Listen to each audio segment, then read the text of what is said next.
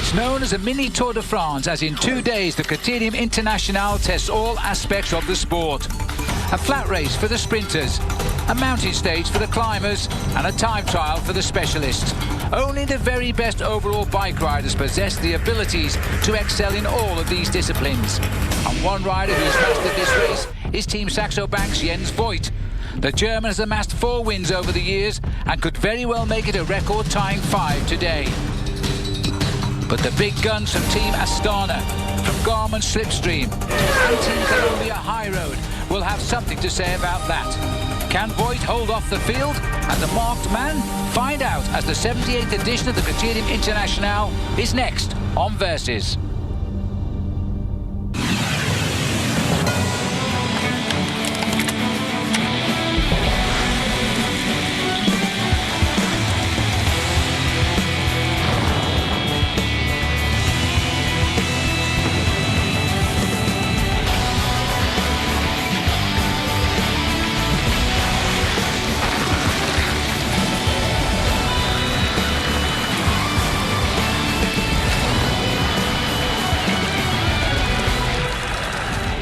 Welcome everyone to Charleville-Mézières, the home traditionally now of the Critérium International, a race which began back in 1932. This is now edition 78, a total distance in 2 days of 184 miles of racing. I'm Phil Liggett, alongside me is Bob Roll. Bob, it has been an extraordinary week, hasn't it, for American cycling? Well, it started out quite horribly with Lance Armstrong breaking his collarbone in Castilla-León. However, his teammate and American Levi Leipheimer won that race overall a few days later. Of course, Cole House won the Grand Prix Waregem up in Belgium for Team BMC. And Taylor Phinney is now the champion of the world in the individual elite men's pursuit. A great week for American racing. And I know Dad Davis and Mum Connie will really be delighted with that. Let's come back then to the Critérium International. 3 stages, as we've said, 1 flat, chubby for the sprinters, 1 hilly for the climbers, and then the specialist time trialists could take it out, but it's only 8.3 kilometers. Total distance there, Bob, of 184 miles.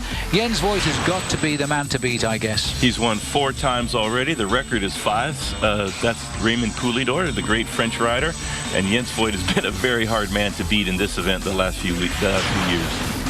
He certainly has, and of course he leads a tremendously strong Team Saxo Bank. He wears number 1, he's going for 3 straight, but on his team as well, possible first day winner in JJ Haido, the sprinter, Gustav Larsen, who finished 2nd in this race last year, and Frank Schleck, who is now coming into form. Frank Schleck, a tremendous tour star. The Americans well represented in Critérium International. Garmin brings Danny Pate, that Jonathan Vaughters has twittered as one of the favorites. Maxime Montfort for Team Columbia. And of course, Alexander Moose, a great invite for Team BMC, the small American squad, at a big race like this in Europe. Absolutely, and the Swiss rider Moose will lead them here and hopefully pick up some stage wins for them. Well, the first stage is the flat one. It's also the longest stage of 190 kilometers, just short of 125 miles.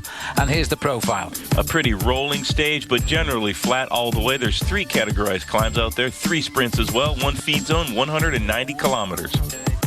You're right, Bob, a perfect day for the sprinters, but these boys are trying to alter the pattern, because yesterday when they got away 4 riders clear, Timothy Duggan, the American on the Garmin Slipstream team, is in the break. David Lelay of Agriturbal, Christophe Kerner-Cofidis, Arnaud Coyot of Case de Palm.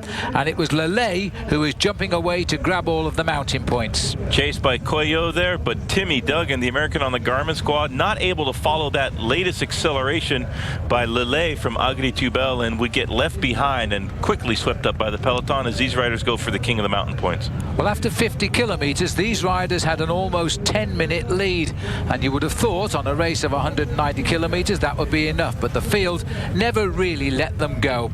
Work as they did. Lelay was building himself a lead in the bonuses, and this could well damage somebody, for example, like Jens Voigt, who would want those bonuses, because this race is never won by much more than seconds. There's the capture of Timothy Duggan, straight to the back of the pack. By the end of the day, he would lose 9 minutes. Big chase by the men in orange. That's the Euskaltel-Euskadi team. But look at the strength of this man, Lelay, as he drops his other companions in the breakaway on this little climb before the finish. Now we are right up in the northern part of France here. These are the French Ardennes, not the Belgian Ardennes, where we'll be in a couple of weeks' time for the classics there. But these climbs are short and sharp. The Belgian flag flying there on the right. Not too far away from Belgium, and a lot of the schlugs coming across the border to watch the racers. Well, it is a hotbed of cycling up in this part of the world, no doubt about that. With 10 kilometres to go, David Lilley here deciding the rest of the breakaway weren't strong enough, making a bid for glory. But it's ever thus, the big field always seems to time the catch to perfection. And as they run into town, there was a crash on the run-in, we didn't see it, but in the big sprint for the finish, there was no doubt now who was going to take this. On the far right, Jimmy Casper. On the field, really not too many great sprinters, one has to be honest. Casper getting the advantage there over Frances de Jeux Hutrovic. Third place, Cyril Lemon. Fourth place, the Australian sprinter Mark Renshaw, his first year with Team Columbia. Ben Swift there getting fifth place. Good start for him on Team Katusha. And here is your podium, the first yellow jersey of this year's Critérium International, going to Jimmy Casper, the sprinter, on a brand new team on the block, Besson Mazures, and that is a great result for a small team, and it's very impressive for the French selectors further on down the road for the Tour de France. So day one has gone according to plan here. A win for the sprinters. Jens Voigt settling in the middle of the pack with everybody else. When we come back, we'll look at this morning's mountain stage, which goes to Monthermé. See you in a moment. Welcome back as we play catch-up so far with the Critérium International. Next Sunday, though, Tom Bone and George Hincapie will lead the world's best riders on the brutal cobblestone-laden roads of Belgium. It is, of course, the Tour de Flanders. You can see that with us here on Versus at 5 Eastern Time.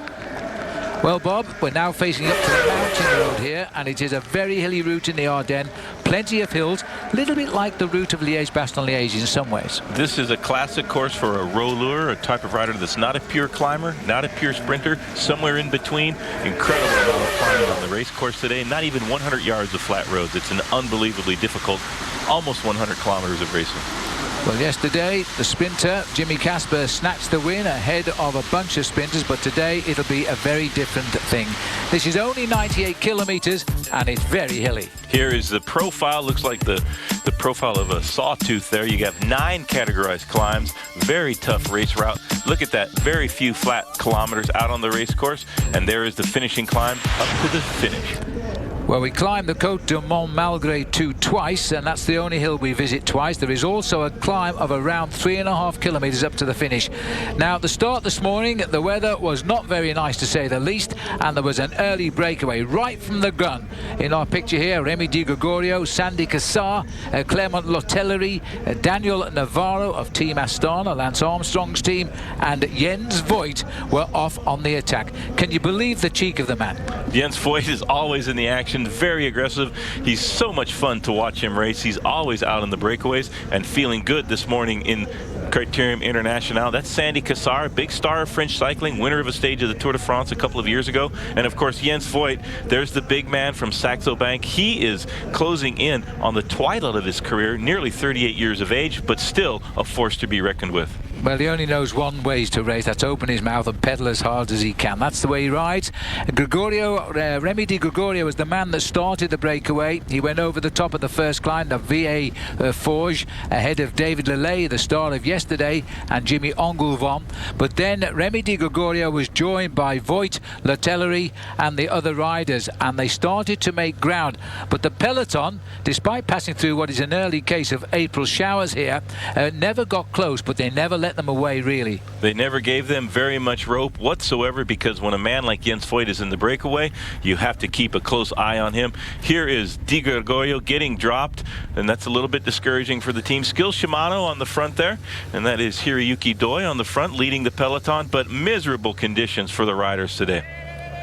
Little bit surprised Di Gregorio getting dropped there, because he was the king of the mountains in the Dauphiné Libéré race, but obviously a little bit early for those legs. Only Daniel Navarro in the end could control Jens Voigt, as one by one the breakaways cracked on these interminable climbs. Trying to get across the gap too was Jerome Coppel, who was trying to cross the gap, but they were never that far away. But a minute seemed to be an awful long way on this race this morning. Well, chasing Jens Voigt on a race course like this, and you You give him about a minute, maybe 30 seconds, you may never see him again before the finish line. Daniel Navarro tried to stay with Jens Voigt as best he could. Capel was joined a little bit later from the former French champion in dark blue there, and that is Christophe Moreau, probably in the last few years the biggest hope in the Tour de France for the French, but not so the case in recent years. And just on 2 weeks away from his 38th birthday, Bob, so he's catching on, I'm afraid to say.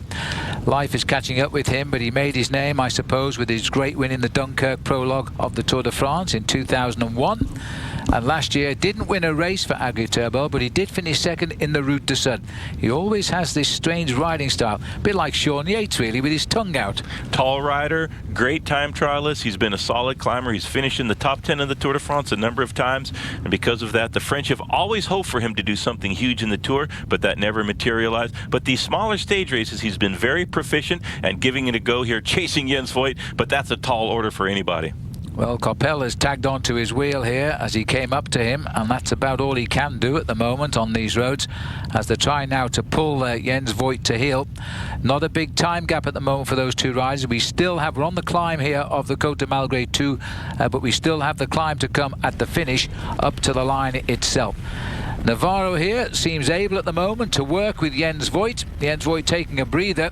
If this breakaway succeeds, it will virtually be the whole length of the day's stage. And I think when you've won this race for the past 2 years and 4 times in all, that was a very brave decision to go out like this. Yes, the peloton not letting Jens Voigt get very much leeway whatsoever because they know how dangerous he is. Daniel Navarro perhaps didn't check the results of this race in the past and is coming through and is working with Jens Voigt so far. Perhaps not the best tactic. Well, we're descending here into the finishing town of Monthermé, but we now have to climb out of it to the actual finishing line. A very dangerous descent in these conditions. The rain is coming and going. Remember, only a couple of hours rest before the time trial, which will decide all. Voigt here is quite clearly out to gain a few seconds. 4 kilometers to go now for the two leaders, and it looks to me as though Navarro is having a job hanging on. Once we get out of this town, it is all uphill to the finish, and Voigt is dancing on those pedals. Absolutely dancing on the pedals, putting this man Navarro into difficulty with every single pedal stroke. Great riding by the big German. All right, the defending champion for the past 2 years is hunting a game. Will he win? We'll take a break and find out soon. It's like I have to put everybody, of course including myself, through the meat grinder. Everybody has to like suffer until like they all have enough. That's how I can win my races, you know. I'm not the guy that just jumps away in the last kilometer and goes, yep, thanks for coming. It gotta be like a hard race, like really like sticky and tough, and that's where then my qualities comes in. And that's the secret as to how you win 80 bike races in your career. Jens Voigt now, though, is putting Navarro into the meat grinder, Bob. Yes, that's a very good point. Navarro will soon feel what Jens Voigt is talking about, the meat grinder on this last climb up to the finish line. Just a couple of Ks to go now. Navarro coming through on the early slopes of this, but Jens Voigt, he has not slowed down one bit. He's worked tremendously diligently throughout the breakaway, and he's got a 30-second gap on the chasers. The last time we checked, it was Christophe Moreau. Well, they call this rather horrible final climb here, the Côte de la Roche au Sept Village to Monthermé is finishing line itself. There's no more respite now. And Bob noticed earlier on that Navarro seems to have stopped working now. He's sitting at the back of Jens Voigt, who is a man now committing himself 100%. And is he destroying his energy for the last time trial? Because he's not gaining that much. The field are actually shutting them down. They're around half a minute ahead, no more. Well, that's a very good point you bring up. There's still one more stage to go in this stage race. After they finish, they'll have a couple of hours to recuperate. And Jens Voigt has gone so hard throughout the day, it will be amazing to see his powers of recuperation later on in the race. Well, the new team on the block here is racing up. This is the Vacances Soleil, and they're driving the peloton because they know this is far from finished, this race, and surprisingly quite a healthy group here is coming up behind those two leaders. It is not over yet. They're about 3 kilometers from the summit. Skill Shimano also in on the action in Critérium International, as they have been the last couple of years, and they've earned an invite to the Tour de France later on this summer. So good riding by Skill Shimano throughout the day. Yes, that's a very good result for Skill. They've been around quite a while now, but at last they've landed the big one. And the Bouygues Telecom, or B-Box Telecom now, as they're called, they come to the front here. They too have riders on here with visions of a high result today, including Yuri Trofimov, who can ride a good time trial later. And a lot of riders in that group from Euskaltel Euskadi. Back up with the leaders now. Navarro is not helping at all. And just look at this piston at the front, who just gets on and pumps those pedals. Here is the meat grinder for sure. You can see the shoulders tighten up there on Navarro, pedaling squares, as they say, Navarro. But Jens Voigt continues to grind away at the front, and he has just totally dropped Navarro right off his wheel. Didn't ask him to do very much work at all, and still has the unbelievable amount of strength to be able to drop him on the last climb of the day. Unbelievably impressive. The elastic, I'm afraid he got the cheap version here, because this one is going to snap now as Navarro starts to drop back. Just craning down the back there, you can see almost riders in the chase group, but Voigt is not that far away from the final kilometre. This is a man who's finished 4th in the Tour of California in February, and just last week he managed a 6th place overall in Paris-Nice. Ready now to defend the yellow jersey in the time trial? We'll see. As he opens up here, the weather is getting kinder by the minute, so it could be out, some could be out for the time trial. Navarro knows he's in trouble because he's looking over his shoulder, and there the group is. Well, as we mentioned, the peloton never gave this breakaway very much space at all, and Jens Voigt has got to worry about riders chasing behind and having done no work whatsoever and be able to leap across him. He doesn't have a long ways to go to the finish line, but he has to put everything in the pedals to hold off the charging peloton. Yeah, quite literally every second is going to count here, because he knows the time trial is only 8 kilometres.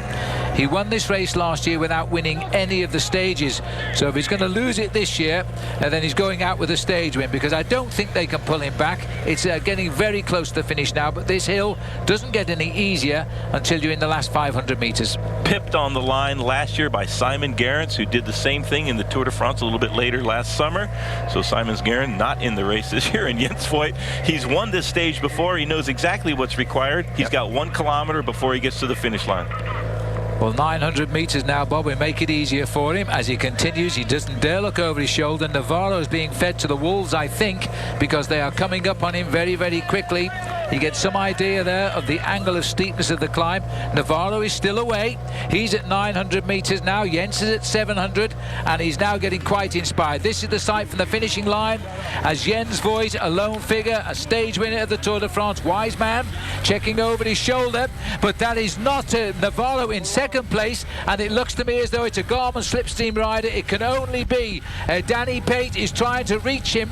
I don't think he's going to get there, but that's a ride by Pate.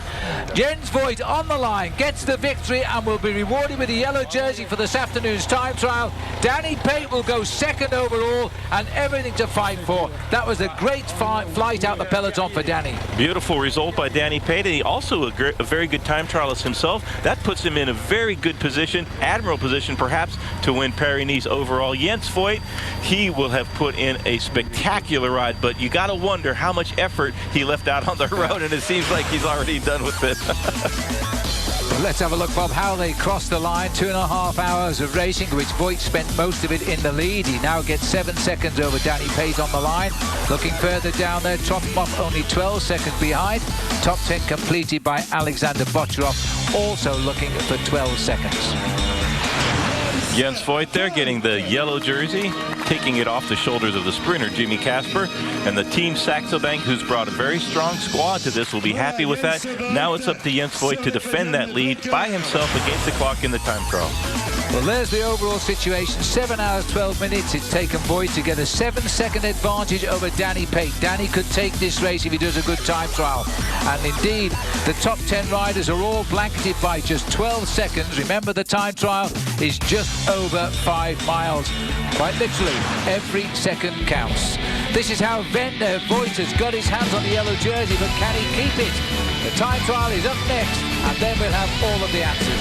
See you in a moment. We've seen the Sprinter stage from yesterday. We've seen this morning's mountain stage won by Jens Voigt. It's now time to go to live pictures and for the showdown on the 8-kilometre individual time trial as they race around the banks of the River Meuse. 8.3 clicks. pretty flat. There's a few rolling hills to start with, but then dead flat to the finish line. We do have an intermediate time check at about halfway, and the finish at about 5 miles. Well, before we go to the live action, Bradley Wiggins set the time to beat us 10 minutes 11 seconds, and then shortly after that, Tony Martin, the German rider on Team Columbia High Road, has come in with 10 minutes 5 seconds, and that is now the time to beat. Well, we're now looking here at the face of Christophe Moreau, who was in the breakaway on the stage earlier today in dreadful conditions. Conditions are slightly better now. We've moved down to Charleville-Mézières, and Christophe Moreau showed signs of his old form for a while this morning, Bob. One of the great champions in years past, Christophe Moreau, getting to the end of his career, threatened to retire after last year's season, but he's carrying on for another year here for the Agri-Toubel squad. He had a good ride on the stage in the morning, but this is why Critérium International is so tough, such a hard race. You do a very difficult stage in the morning and then a time trial in the afternoon. Well, we've gone back here to Roman Kirayev of Kazakhstan, of Astana here, as he heads up. 10:30 is the time he's doing at the moment. Tony Martin still the best time with 10 minutes and 5 seconds for what is a little over 5 miles today. Moreau, we've just seen leave. He's the 21st from the end to go, and if he's going to win now, he's got to beat Jens Voigt by 46 seconds. I rather doubt that. Jens Voigt fired up for this race year in and year out. He's the defending champion. Kirayev there, 21st fastest, almost 1 minute slower than your current leader, Tony Martin. Well, this will be Daniel Moreno now, who's making his start. He goes 20th overall in the classification, so 20 from the end. As always, of course, we're starting in reverse order of classification. Last two men to go will be Danny Pate and Jens Voigt, and that will give us a great climax, I think, Bob, because Danny is looking for 7 seconds over Jens to take this race out, and that would be sensational. That would be a real sensation. Danny Pate riding great on the morning stage and starts in a very high position on the overall standings. This is Chris Anker Sorensen, one of the big stars of Danish cycling and a big star of the Saxo Bank squad. Saxo Bank bringing an incredible team for this. They really want another win out of Jens Voigt. But Columbia High Road, Tony Martin continues his progression in the sport, and he still holds top spot here. Can he win this time trial? Wouldn't surprise indeed. But he's too far down to win the race overall now, but he sits there, best time at 10:05. Sorensen is not going to affect this at all. Saxo Bank have brought a very strong team to this race, and we've just seen how Jens Voigt is feeling after this morning's road race. The question is, Bob, has Voigt left too much on the road this morning? Because that was a huge effort to win the stage. Went absolutely all the way as deep as he could go to win the stage. Could barely get his arms to celebrate the stage win earlier in the morning. Chris Anker Sorensen not leaving anything out on the road either, going flat out, but still losing over 1 minute to a big time trialing star of this sport, Tony Martin of Team Columbia. And all in 8 kilometers. It really is quite amazing how the weather has improved since a few hours ago now. I guess why that was the thermal station where we finished this morning, because the sun is out now here in the French Ardennes. You could be excused for thinking we're in Belgium, I must say. It's very like where we're going, of course, for the Spring Classics here on Cyclism Sundays very shortly. Evgeny Petrov, 12th overall, 16th overall rather, 12 seconds behind, makes his start. Petrov from Team Katusha, a new team in the sport of professional cycling this year. They've got a lot of big stars. They've already won a number of races. Big stars like Filippo Pozzato, a recent winner of a big semi-classic in Belgium in the week. And also, that is a great, here's a teammate of his, Vladimir Karpets, one of the big stars of the sport. He's been very successful. Dauphiné Libre winner last year, and a big star of the Tour de France. And he had a very good Tour de Suisse as well. Now this will be a good test for Martin. He's already passed it, because Karpets needs a bit more, I think, before he finds his time trialing legs here. Very difficult type of time trial, Bob. This is an explosive effort. It doesn't suit all the men against the clock, does it? He's a lot better at the longer time trials, losing a bit of time to Tony Martin there. One of the big stars of the sport, Vladimir Karpets, still looking for some form. Juan Jose Horoz, 17th at 12 seconds. This is the more or less the bunch chasing group finish in this morning's road race, which established the situation, as Euskaltel Luscardi had 3 men at least in that group this morning. So as he makes his start, he's looking to bridge 12 seconds. Again, a difficult call. Nicholas Roach will be the next man to go. This is Yannick Brakovic here for Astana. Again, a time trialist, and a man who's improving all the time. He's still a young man on Johan Brunel's team. And again, another good catch this as he hits the line. He's fourth best in. Tony Martin still on top, and we'll be back.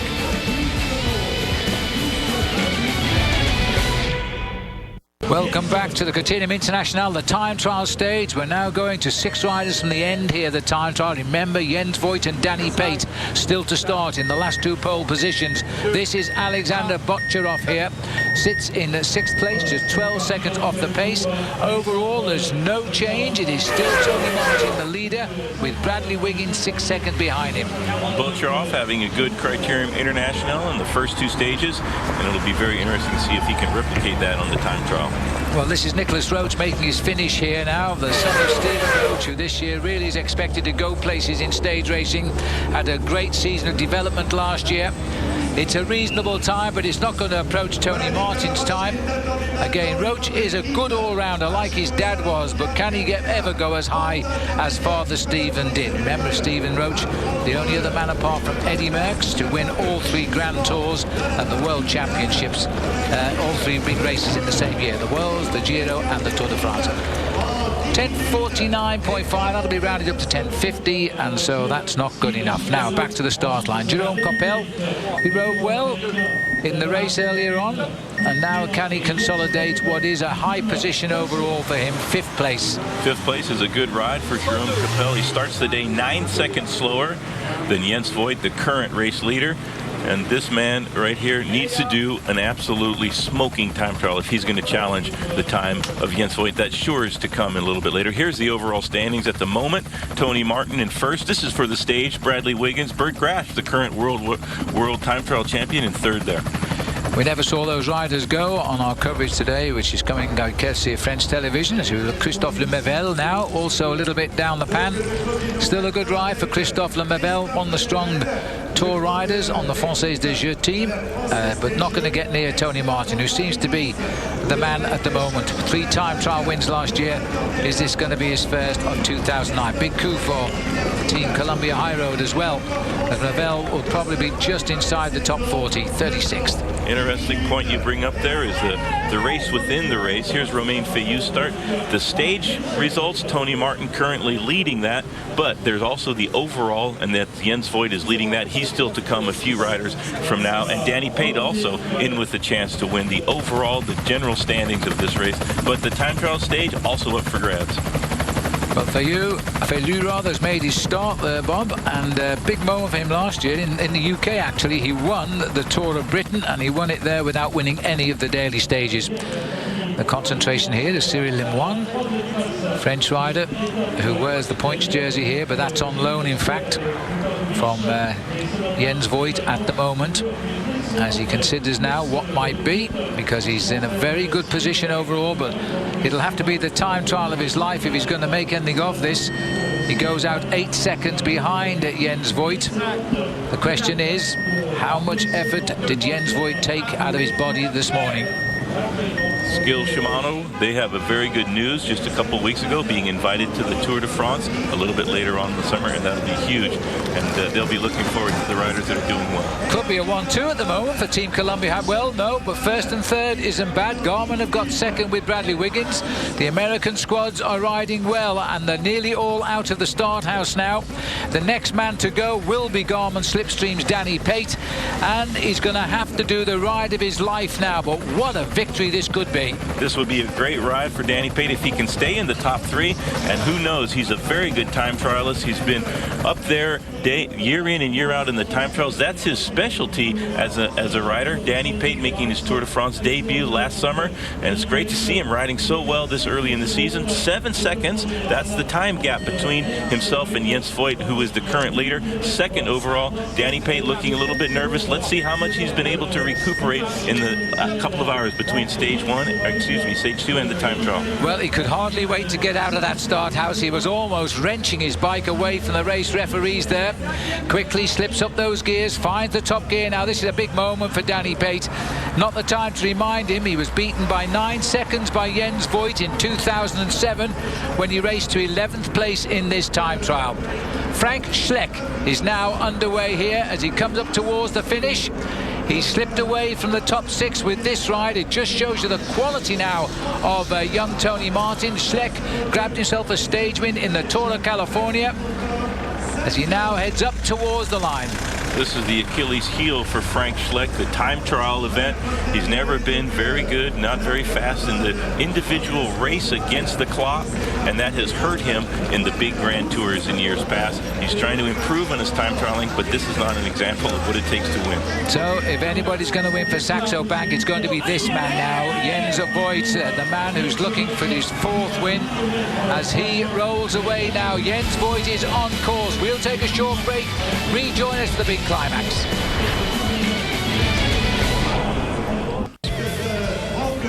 Well, we're watching here now the arrival of Trofimov, who's coming in here. Trofimov slipping away. That 10.05 is looking very, very good now for my money, Bob. The only 2 riders who I think could match that time, Pate and or Voigt. Danny Pate coming out of the peloton in the morning stage. Jens Voigt out in the breakaway throughout the day. I think Danny Pate's going to do a really good ride. He might be in for a big surprise. Jens Voigt's going to really have his work cut out for him. There is Frank Rabon, the teammate of Tony Martin, and they are calling him now 2nd place in the intermediate sprint time check out on the race course. Let's see what Jens Voigt can do today, because he put in a huge effort to win the morning stage, and Danny Pate coming out of the peloton just in the last kilometer to get 2nd on the stage. Now sits only 7 seconds behind that man in the standings.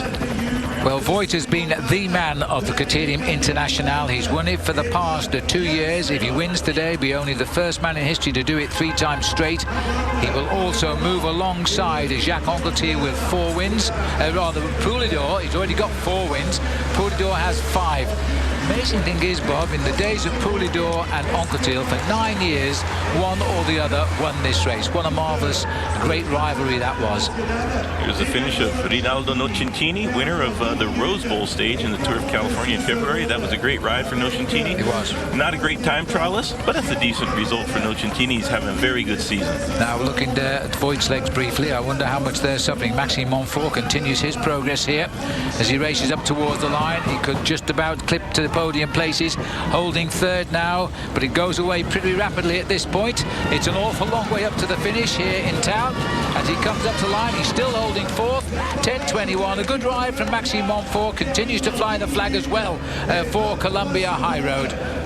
Team Columbia doing a great time trial so far. They came here to race on this. They have 3 guys in the top 4 at the moment in the time trial results, and Maxime Montfort, he was their GC man, and he did a very good ride. He started the stage on 9th in the standings. He might move up a few places with that time trial. Well, there's the situation at the finish. Martin's Team High Road, Wiggins, Garmin, Slipstream. Then comes 3 more High Road boys, Rabon, Montfort and Grapsch. And so American teams occupying at the moment the top 5 places overall. How times have changed. Desmarais for Cofidis now coming in, and good now going to bad, but this is a very good ride, and Desmarais looking to hold a high finish here in the overall classification. But once you make this right-hand turn, Bob, it's a long way up to the finishing line. You still have quite a ways to go, a little turn to the left there, and then you'll see the finishing straightaway, but that is a very long 100 meters. This is just the finish line, and Desmarais coming to the line for Team Cofidis, starting to fall away now from Tony Martin's very fast time. It is a long way from that right-hand bend. You've got to be at least 40 seconds inside if you're going to match the winner's time on the line. 40.26 to be exact, Desmarais there. slipping away towards the end. Meanwhile, out on course, the sweeper, the maillot jaune, a familiar position for Jens Voigt in this race, as Voigt has won it in the last 2 years straight. He beat Gustav Larsson, who was second last year. Then he beat Lockvist, who won the time trial in 2007. And now Voigt's looking to try and do it again. He'll be worried about what exactly Danny Pate is doing. This is Carrera coming home right now. And again, it's not going to be a great time, but the men who are at the top of the GC at the start of the time trial are putting in very good performances to hold a high place finish overall. Matteo Carrera now in the finishing straightaway, starting to slip away from Tony Martin's time. Tony Martin, a real specialist in the time trial discipline. Carrera not noted as a very fantastic time trialist, but he wants to keep his position there. He started the day 7th in the standings. He'd love to finish up in the top 10 on overall. So Carrera reaches the finish. It's not going to be a great ride, I would suspect. His 7th place overall is now in jeopardy. We'll take a break. Rejoin us for all of the action. Well, welcome back as we look now the arrival here of a Coppel, who started off well today, 5th overall in the classification. He's really pulled out one of his best time trials, I think. Hits the line in 13th place. He's not going to lose a lot of his overall position there. That's a very good ride, I think. This is a great ride by Coppel for FDJ, and he will be looking forward to having maybe move up a couple of places on general classification. The overall standings at the end of the time trial, that is a solid ride. Intermediate pointing, Martin, Rabon, Wiggins, Monthois. Voigt has gone through only the 5th best time there. So that's a little bit of a surprise, and he's locked on the same time as Danny Pate. We haven't got privy to the 10ths of a second, but those two are exactly equal at the moment. So it's advantage Voigt at that point, Bob. He needs to conserve about 7 seconds to keep this yellow jersey on his shoulders at the end of the stage. Romain Feliu, the winner of the Tour of Britain last year without winning a stage, and he's not going to win one here either, as he slips away now up towards the line. Tony Martin, I think, is going to be feeling pretty confident he's got this time trial in the bag now. There are 2 races right now, for the stage win and for the overall win. The overall win seems quite clearly now to be between Danny Pate and Jens Voigt, as Feliu comes up towards the line. Feliu starting his career as a sprinter primarily, but he's changed a lot. He had a great stage in the morning, which was very hilly. He's trying to do a good time trial, but not noted as a time trialist. The individual effort against the clock, and he's falling quite a way slower than Tony Martin now. Well, we first noticed Romain Feliu as a sprinter in the Tour de France when he tried to get in amongst the big fast men, which he did on occasions. Didn't win a stage yet, but there he is, 70th in the time trial. As we now go to see Cyril Lemoine come up towards the line, defending 3rd place overall, 8 seconds off yellow. Every second literally does count in this very short and sharp 2-day race. Lemoine heads up to the line. It's been a very good ride by him. We didn't expect it to match the ride of anybody of the quality of the time trial of Tony Martin, but he concedes just 28 seconds. That is a good ride by the skilled Shimano man, and he will probably stay there in the top 3 overall. From the helicopter, Jens Voigt is he or isn't he beating Danny Pate at the moment? They were locked together at the halfway check with exactly the same time. It's now up to Jens Voigt. Well, it's really up to Danny Pate to prize open just those few seconds, 7. He's looking for 7 seconds. Danny Pate, he's had a good ride. He stayed in the peloton very intelligently, and here he comes to the finish line. A very good time for Danny Pate. Well, Danny Pate's time won't match Tony Martin, but that's not his concern. Will he beat Jens Voigt behind him by those 7 seconds, as Pate has done a good ride here? Former champion in his youth as a time trialist. Now, what can he do as he again swings up into the home straight? His time is ticking away here. Martin is safe. 20 seconds Pate concedes. Is it good enough? 10:25 the time. Tony Martin must have really smoked the course. Scintillating final 4 kilometers for Tony Martin, and he was only 9 seconds behind the Tony Martin. That was Danny Pate's ride at the halfway point, and then 20 seconds at the finish line. So let's see what Jens Voigt can do. That's a very fast time for the big Well, German. this is going to be either the best time or a little bit slower than Tony Martin. We're sorry about the picture of this crucial stage of the race, but it looks as though Pate here hasn't done enough here to get the better of Jens Voigt, because around that corner, Voigt's time simply too quick, Bob. It's a question whether Voigt can go out with flying colours and win the time trial. That would be a real stroke of panache if Jens Voigt can win the time trial. After being in the breakaway throughout the day, he is matching the time of Tony Martin. He must have really turned on the afterburners in the last few kilometers. Well, I guess after all of the effort he conceded this morning, then he has to hit the line, and he's in 5th place in the end, 10:23. So he's beaten Pate by just 2 seconds. They may be rounded up or down,